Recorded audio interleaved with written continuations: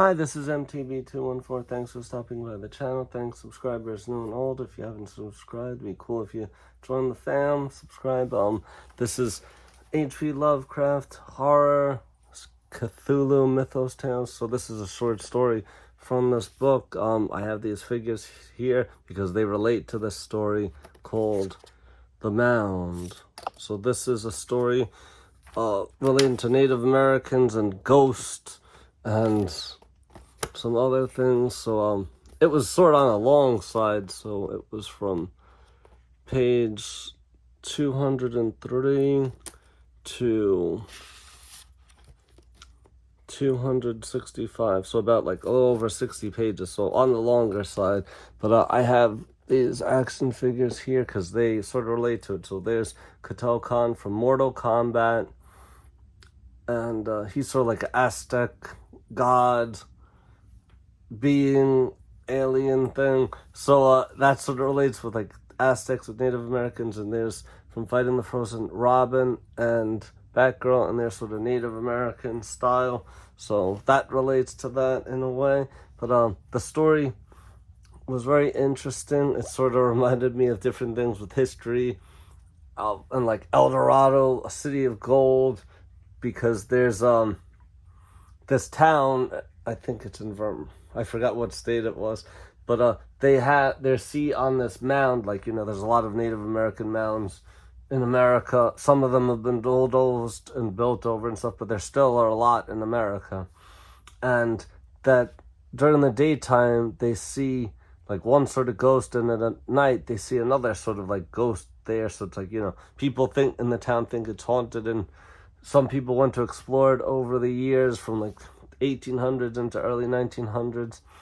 And some of them went missing. Some of them came back, and they're like, you know, they went crazy from what they saw going there. And the author, the, like, you know, main character, he goes to go visit about it. Like, he's an anthropologist, archaeologist, so he's like wants to get to the bottom of this, what it is, do some digging.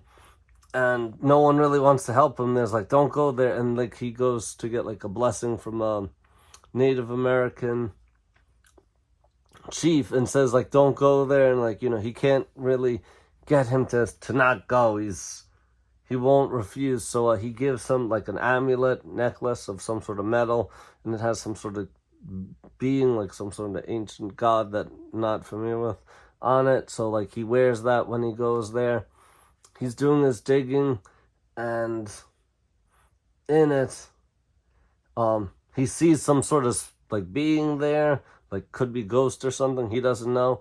And then like, he goes back to the like, you know, town down the mound, and he goes back the next day to go, like, you know, digging more, and he finds in this cylinder that's a very strange design. It's the same sort of metal that the amulet is.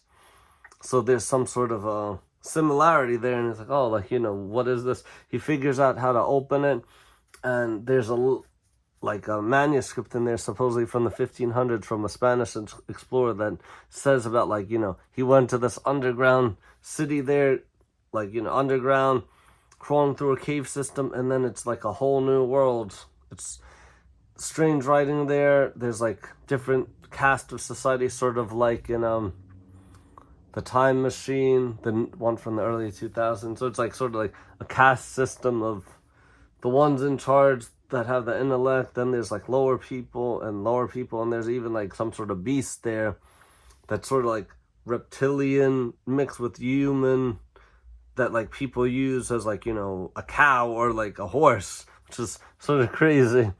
It sort of has like an ape-like face, and the body is sort of strange. So it's weird. And that there's sort of like zombies in it, even, that like people that were like executed for crimes, that they're brought back to life to be like a zombie and to be guards there, and all this.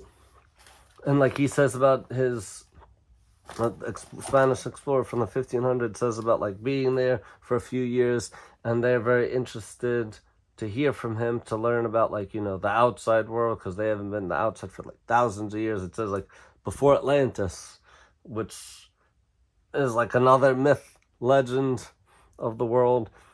And there's some things that relate this to other stories. There's like Cthulhu has a different name for it, but it's sort of like octopus-headed ancient alien god thing.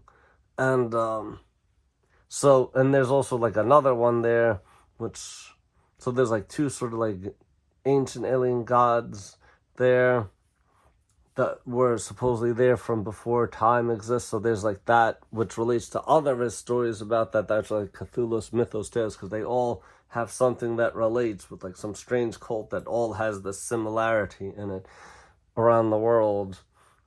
And he sees all these different things there, and like slave race, which is sort of like the zombies, and other kind of slavery, so it's very like divided. And there's also like decadence, it's all about pleasure, so it sort of reminds me of like ancient Roman Empire, that, and like the Greeks being I forgot the word for it, but there's a word for it, that, you know, all you want, like pleasure, that's the purpose of life, you just want to have pleasure. So it's sort of decadent. And the Spanish guy that had went there was like, oh, like he wants to escape. So after some time, and like they have magic powers there that like they don't die, they just like keep on living, and they can like make themselves invisible, like dematerialize, it says, and then rematerialize. So like make yourself invisible and then visible again. And he sort of learns that as like as a mind trick, but not physically doing it. But then, like, you know, he tries to escape, and he's caught with like a woman there that's like part of his family group. They don't have like traditional families like in our society with like husband, wife, cousins, sisters, brothers. They have like sort of family group in a different way. So like one woman from his group goes to help him, and she helps him. They get near to the surface, but then are caught because some of the like human hybrid animal beast get scared and run back, and then people go back to go and get him.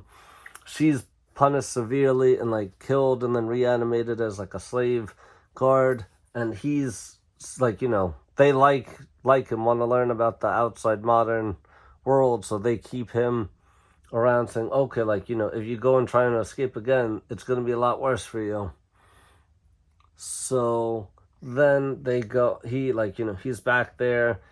He actually tries to escape again, and it's sort of open-ended, like what happened to this guy, because the cylinders found that he wrote about, like, you know, his time there and strange customs, and how it's a place of decadence and just like pleasure seeking and not really like of any like value, worth. So it's, and like his Catholic values didn't really align with that, being like a Spanish explorer, like conquistadors, I suppose. So then later on, there's like, you know, this is what the narrator, who's like an anthropologist, archaeologist, is reading about it. And then he's like, oh, like, you know, is this true? And sort of connecting the dots, that the people see one sort of ghost during the day, and at night they see another one, which sort of relates to this guy's story. And that weird metal, which is magnetic only with that some sort of metal on the amulet he was given, on that cylinder, and metal in that underground city of gold's strange world. So that like one by day and one by night, one of them is like headless, and like, you know, that's sort of like the reanimated ones of like a zombie slave that's made to be in a guard. So it's very interesting story, spooky with this time of year, has like a Native American element, and about like, you know, the mounds of America, which is something that is real. So it's like mixed mash of different things from cultures and ideas like El Dorado and underground world and so many things. So it's very interesting how HP Lovecraft weaves this together. Thanks for watching. Subscribe, comment, like, share. See you in the next video.